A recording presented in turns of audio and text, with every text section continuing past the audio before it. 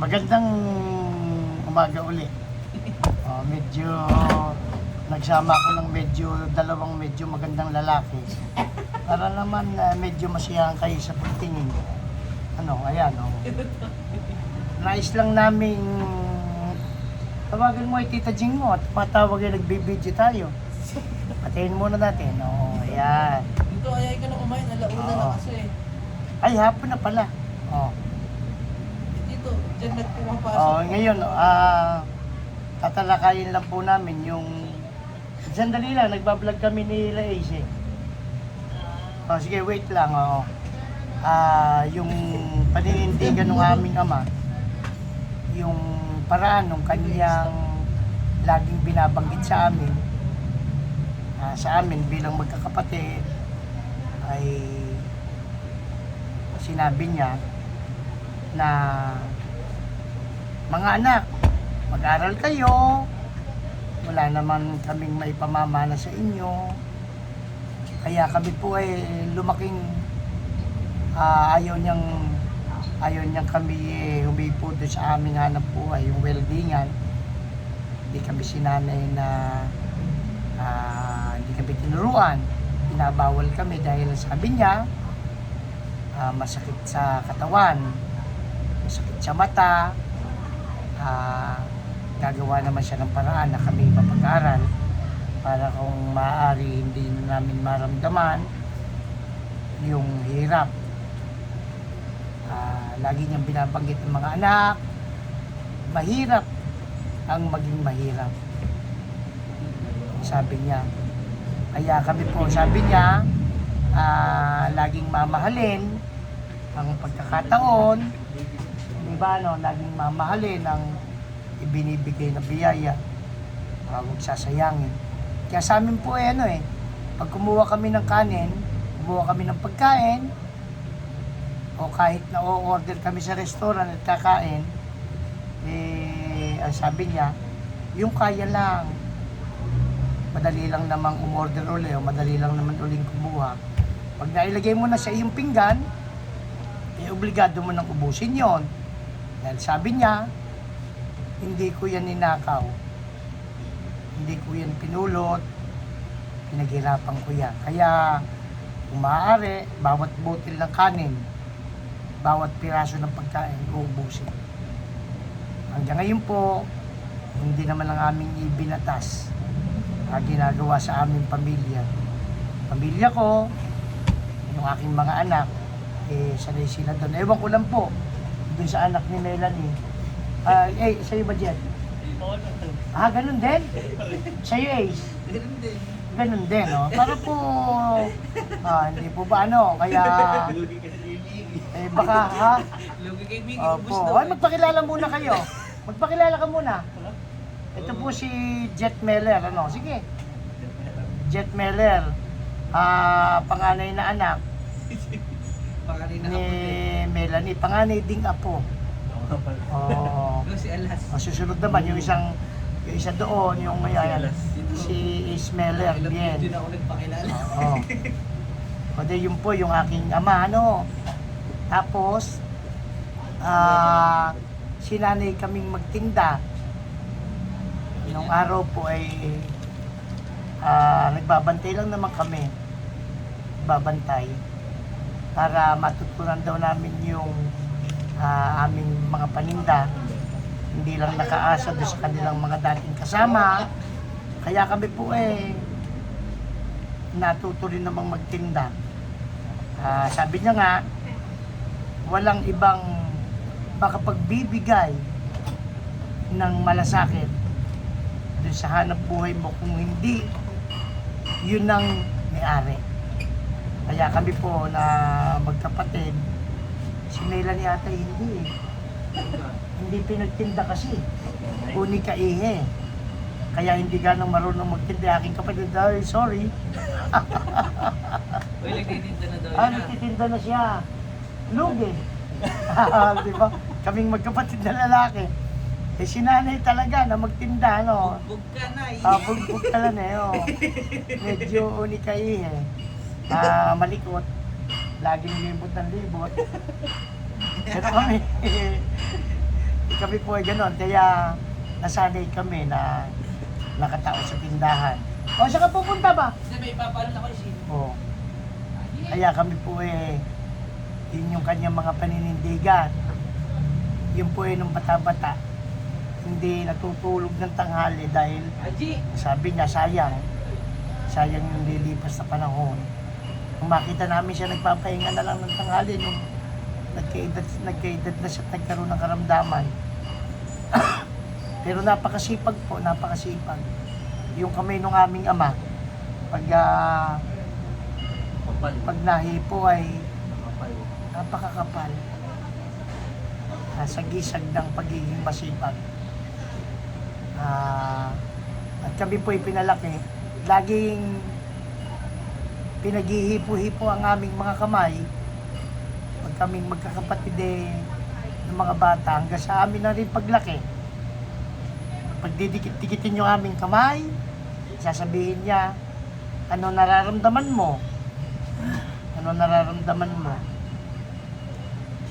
Sasabihin niya, yung dugong nananalitay sa kanya, dugo ko rin, magkakapatid kayo. Yung tagumpay ng isa, tagumpay ng lahat. Yung kabiguan ng isa, dapat kabiguan ng lahat. Kaya bago po siya namatay, ang bilin sa aming magkakapatid. Ito lang, tanggap lang. Dahil ang ginawa niya po, yung konting kabuhayang naiwan niya na kanyang pinagpagalan, ay ibinigay niya na sa aming tatlong magkakapatid.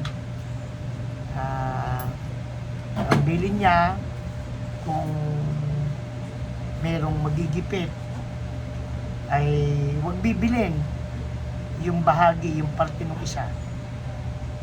At ang sabi niya, kung kaya mo namang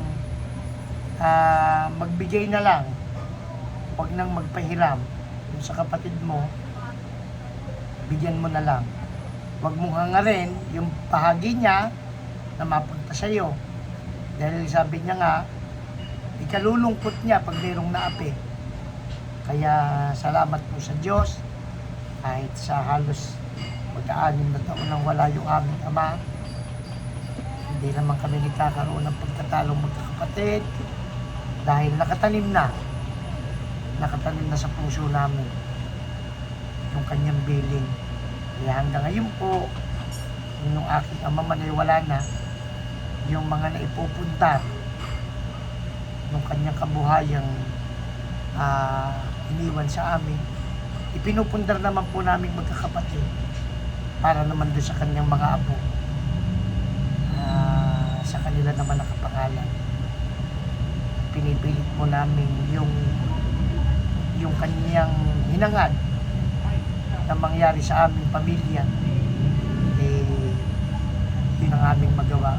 Lagi ko pong pinaliliwanag dito sa aking mga pamangkin din dahil sila parang mga issue-go-lucky lang, magbabantay dito, yung isa matutulog, yung panganay, yun naman pangalawa naman, magbabantay, pag-ML, hindi, sino ba yun? Ba't ba nagre-react ka, Ace? Kaya po binasabi ko sa kanila dahil kami po nung mawala yung aking ama, nangamba kaming magkakapatid dahil lang nawala sa amin isang malaking bahagi. Kahit na sa kabila ng kami sinanay niyang gumawa, sinanay niyang magtrabaho, nangamba pa rin kami dahil baka hindi namin mapunan yung nawala sa aming pamilya. Pero salamat po, may Diyos kaming sinandalan na tinulungan kami. Yun po ang binibilin ko sa kanila, sa aming mga pamangkin, sa aking mga anak, na mahalin nila yung iniwan. Kaya ngayon pa lang po, nag-aaral na sila. Ayan, sila po ibantay ngayon dito. Ayan, makikita nyo. Yan po ay kahit na hindi nyo bigyan sa maghapon, eh magbabantay. Kaya lang, kinabukasan kukunin. 3-1, gift na ako. Tapos sa live. Hindi pa. Hindi pa. Bumati ka naman. Halika. Wala na eh. Bumati ka, ayan, naka-live yan. Yeah. Halika, bumati ka muna. Kailangan kasi ng medyo magandang lalaki. Oh. Yun po yung ilang paninindigan niya sa paggawa, ano po. Siya pa rin ang, bago sa mamatay, siya pa rin ang nagdi-deliver ng aming produkto. Siya pa rin ang kasamang nagte-testing, siya pa rin ang namimili, hanggang huli ng kanyang buhay, eh, pinilit niya mula sa pagiging hamak, mula sa pagiging mahirap, nagtiyaga, nagsipag, nanalig sa magagawa ng Panginoon Diyos sa kanyang buhay.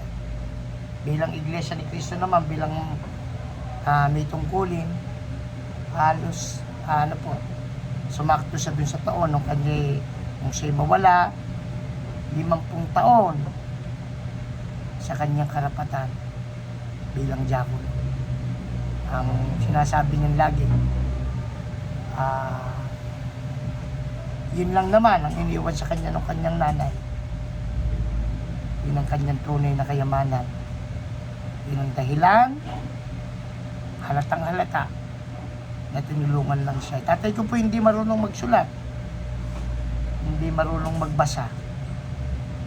Nung siya may anak na, paturo lang siya na magbasa at magsulat kay Ginang Pablo kay Kaester para matuto siya. Kaya po sa bangko noon, pag pumipirma siya, nagkakaiba-iba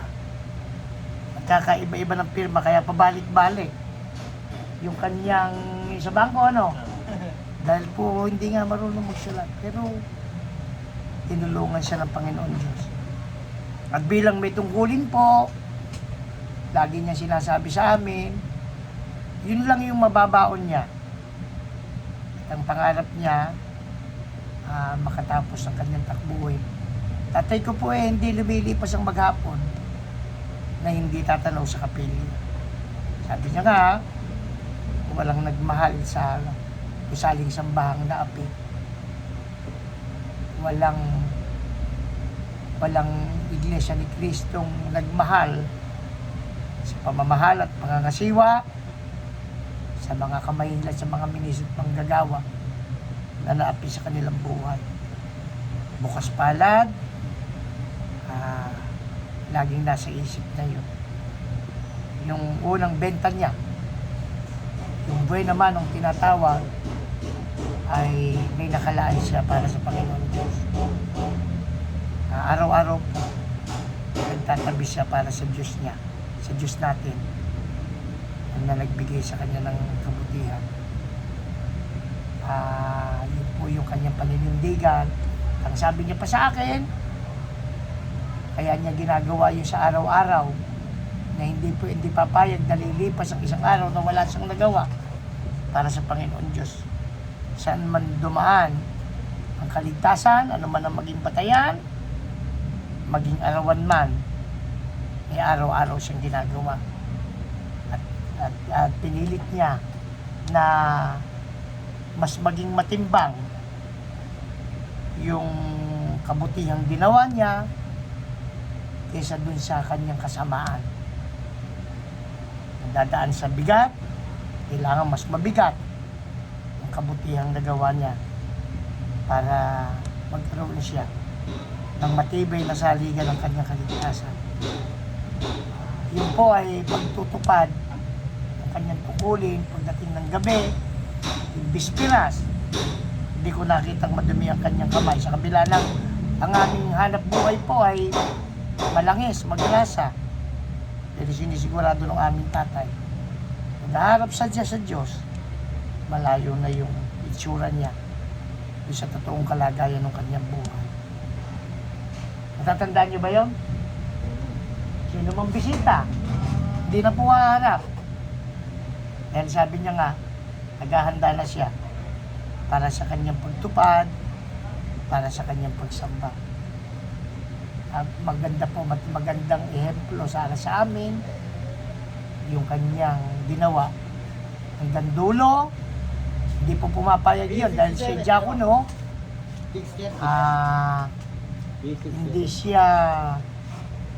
hindi lumiban yun sa kanyang committed pagdalaw.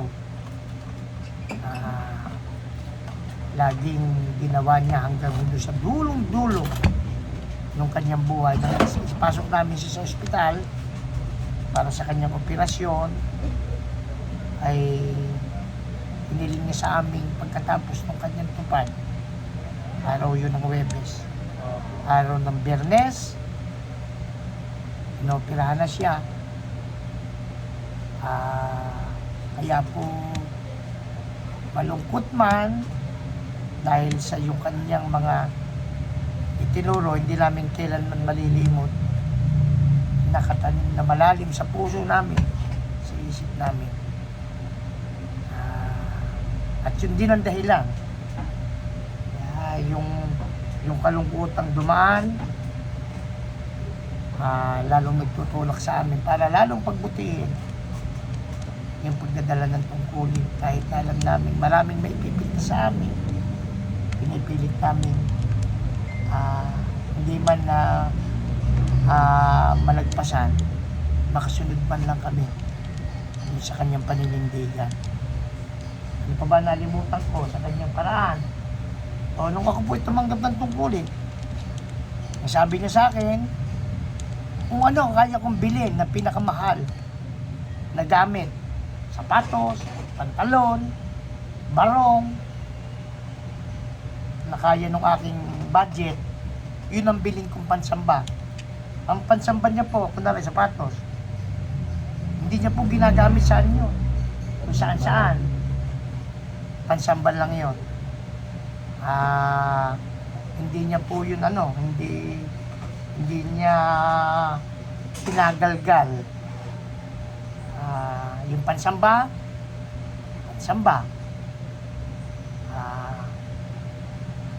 kumbaga po, marami siyang paninindigang magugunita namin. Ano pa ba?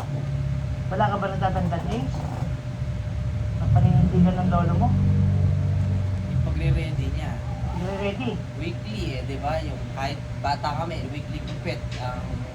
Bawal, di ba? Tumakas pa nga. Every 2 weeks. Papapalo kayo. May bayad pa.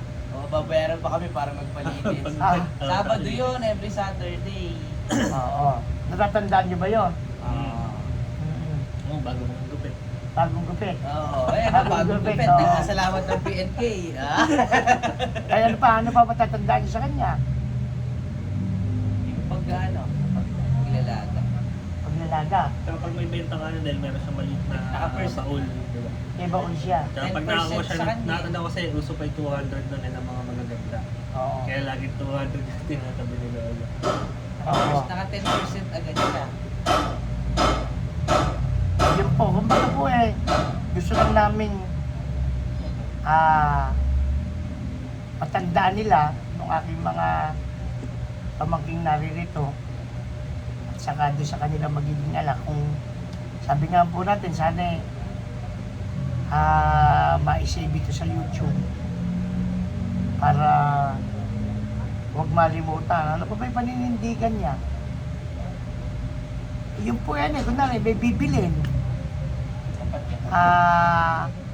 Pag po may bibili ng pagkain, bibili siya ng pagkain, ano man bagay ang bibili niya, magpapagawa siya.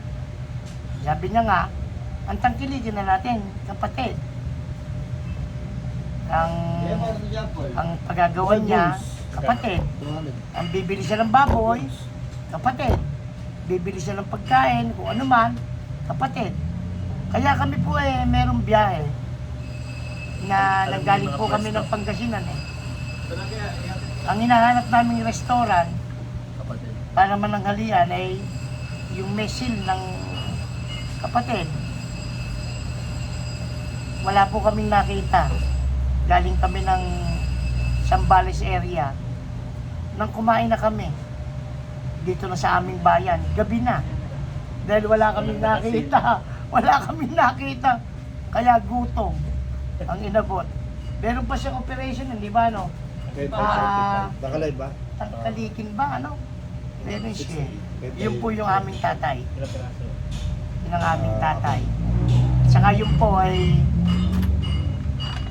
pag kayo lumapit sa kanya tungkol sa karamdaman, dahil nung siya po ay bata, nung magkasakit yung kanyang ina, na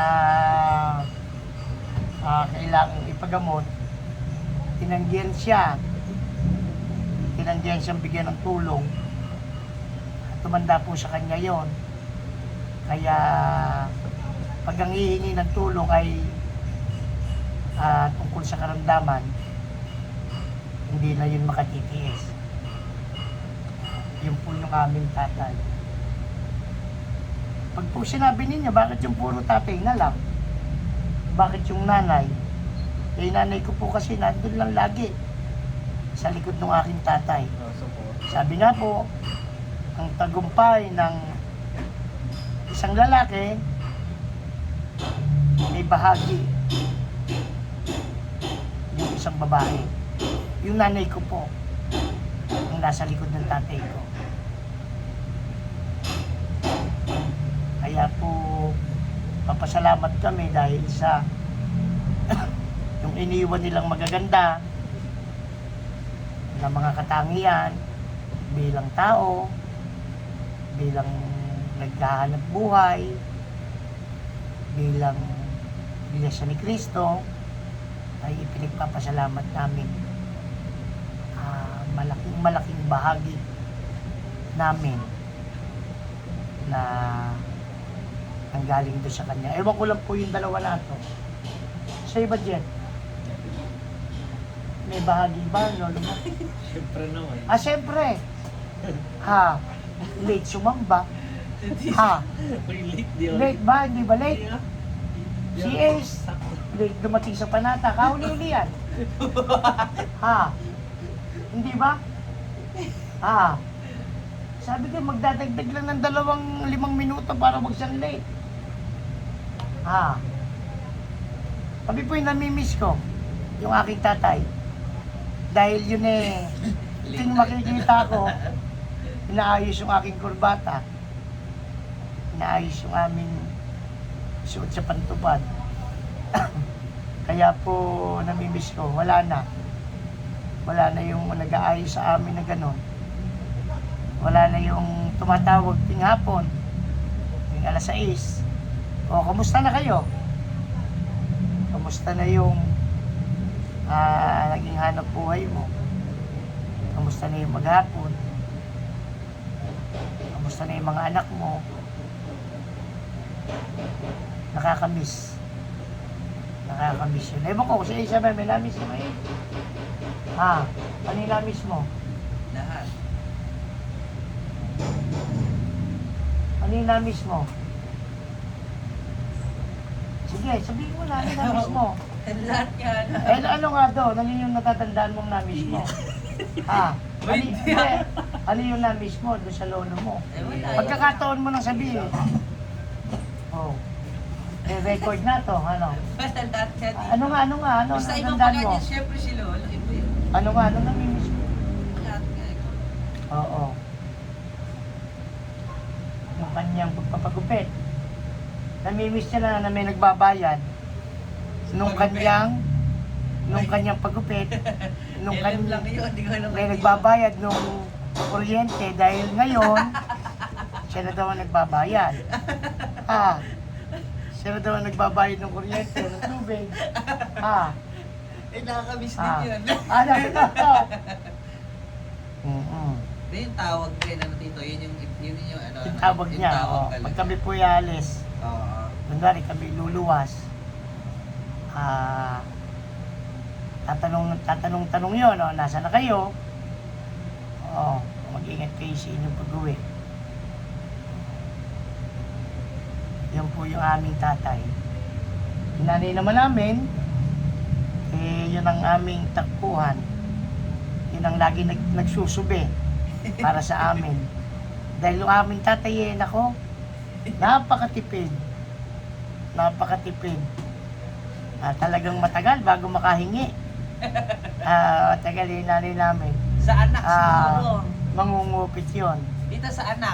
Nangungupit yun eh. Sa apo, Para generous sa amin, si Lolo no? eh. Ano? Pag kami Dito sa apo, generous So, na si sa- Lolo. Ata lahat kasi. oo. Sa anak, may generous na si Sa, Lolo. sa anak may higpit.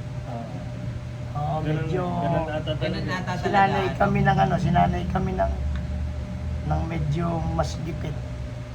Kaya kahit nung ako yung nagsisimula, sabi niya sa akin, talagang hindi ako nakakalapit gano'n.